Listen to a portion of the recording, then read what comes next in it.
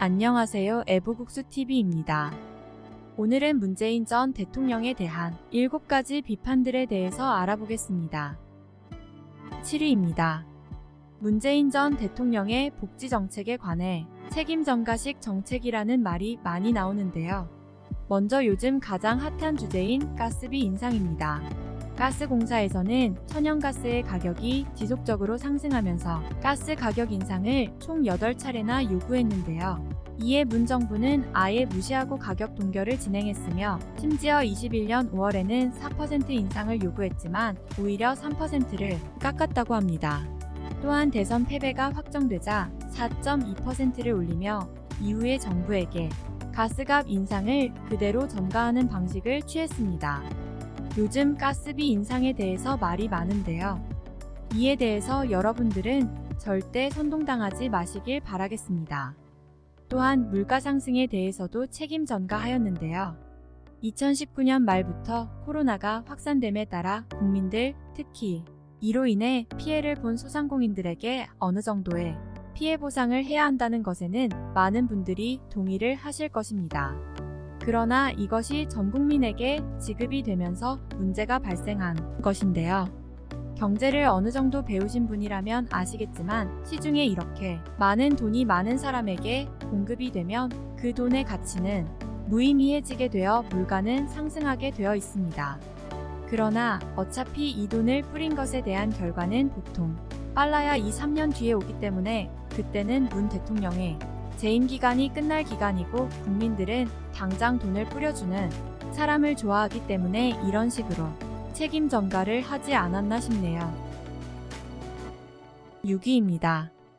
문재인 전 대통령은 과거 19대 대선 토론 도중 사실과 다른 거짓말을 많이 했습니다. 주로 홍준표 당시 후보와의 질의에서 많이 이루어졌는데요. 먼저 대북송금 관련 발언입니다.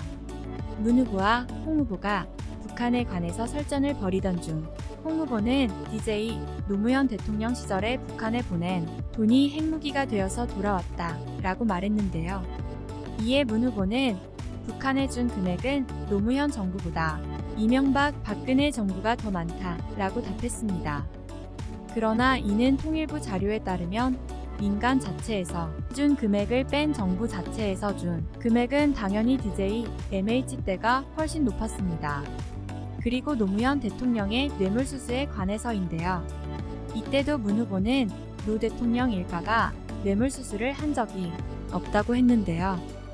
그러나 노 대통령 본인은 자살을 하면서 수사가 종결되었지만 친인척들의 비리가 대부분 사실로 드러났기에 이는 거짓말이었습니다. 5위입니다. 지난 세월호 참사 당시 문재인은 박근혜 전 대통령에게 사라진 7시간을 언급하며 박 대통령에게 책임이 있다는 식으로 말했는데요. 이후 문 대통령이 집권했던 20년도에 서해에서 공무원이 실종되어 북한군에게 피살되는 사건이 발생합니다. 그러나 이를 보고 받은 다음 날에 아카펠라 공연을 관람하러 가서 47시간 동안의 행적을 묻는 등의 거센 비판이 이어졌으나 이에 답하지 않았고 그의 비서실장은 코로나가 걸려도 밥은 먹어야 한다 라는 이상한 비유를 해서 네티즌들의 문매를 맞게 되었습니다. 4위입니다. 문재인 전 대통령은 일반 국민을 상대로 모욕죄로 고소한 적이 있습니다. 지난 19년 한 국민이 문 대통령을 비방하는 전단지를 배포한 적이 있었는데요. 문 대통령은 이를 고소하게 됩니다. 물론 2년 만에 취하하였지만 그동안의 피고소인이 겪을 심적 피해 등을 생각하면 국민을 상대로 겁을 주는 행위를 했다고 보여지는데요. 또한 청와대 측에서는 문 대통령이 고소를 한 게 아니라 대리인이 고소를 한 것이라며 책임을 회피하려고 했습니다. 그러나 모욕죄는 친고죄로 당사자인 피해자가 직접 고소를 해야 하기 때문에 언론을 통제한다는 비판을 듣기 싫어 거짓말을 한 것으로 추측됩니다. 여러분들도 고소 먹기 싫으시면 댓글 조심히 다시기 바랍니다. 3위입니다. 문재인 전 대통령은 보여주기식 정치를 많이 하여 쇼통령이라는 별명이 있습니다. 먼저 서민 코스프레입니다. 문 대통령은 5.18 기념식에 참가하여 참배를 했는데요. 이때 보인 구두가 서민적이라고 인터넷에서 화제가 되었습니다. 그러나 의자가 750만원대에 안경테도 60만원대, 패딩도 80만원짜리에 가사 도우미 논란까지 생겨 서민인 척하는 것이 아니냐는 논란이 있었습니다. 또한 코로나 관련 대응에서도 쇼를 한다고 비판을 받았습니다. 코로나에 대한 한국 정부의 대응을 K방역이라고 칭하며 자화자찬을 했는데요. 이상한 집콕 댄스를 만드는 것부터 아주 본인들만 신나 있는 상태입니다. 그러나 그 결과가 좋지 않아서 결국 욕만 먹고 끝나게 되었습니다. 2위입니다. 문재인 전 대통령은 사람들의 감정에 공감하지 못하는 듯한 모습을 많이 보여 감정이 없지만 있는 척하는 소시오패스가 아니냐라는 말도 듣고 있습니다. 대표적으로 세월호 참사 사건 이후 세월호 희생자들 방명록에 미안하다, 고맙다 라고 적어서 화제였습니다. 정권을 바꿀 수 있어서 고맙다는 건지 대체 뭐가 고마운 건지 아무리 생각해봐도 모르겠습니다.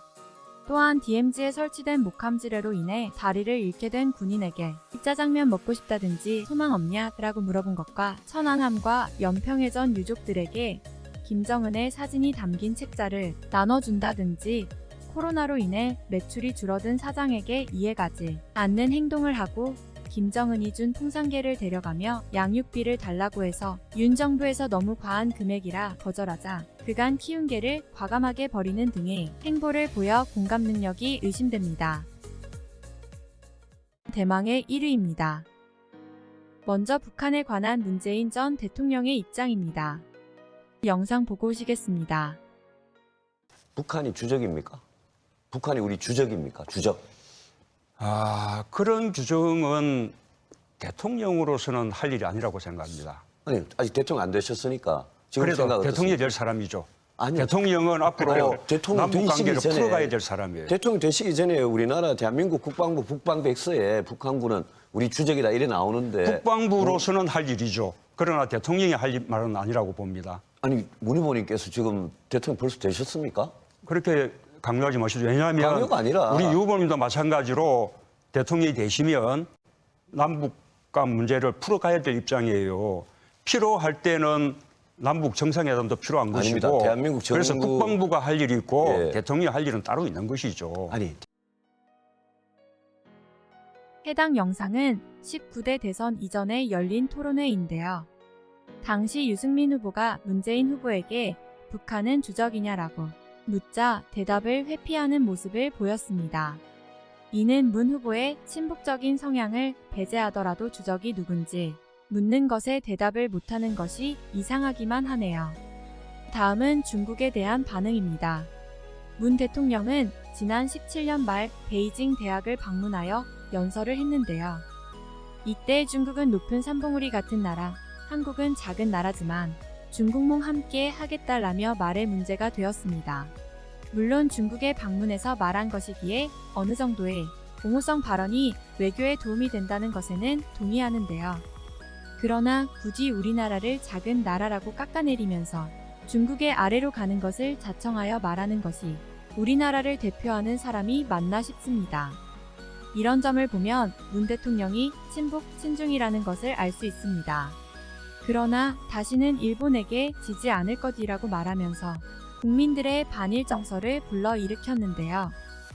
우리나라에겐 일제강점기라는 뼈아픈 시절이 있었지만 이후 6.25 전쟁에선 동맹국이 되었는데 그때 당시 침략에 앞장섰던 북한, 중국에는 호의적이고 동맹국인 일본한테는 과거 역사를 들이밀며 반일 감정을 부추기는 모습이 참 모순됩니다.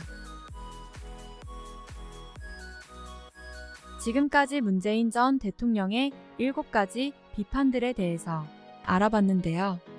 유명인들의 유명한 일화나 비교하는 영상을 보고 싶으신 분들은 제 채널에서 다양한 영상 시청해주시면 감사하겠습니다.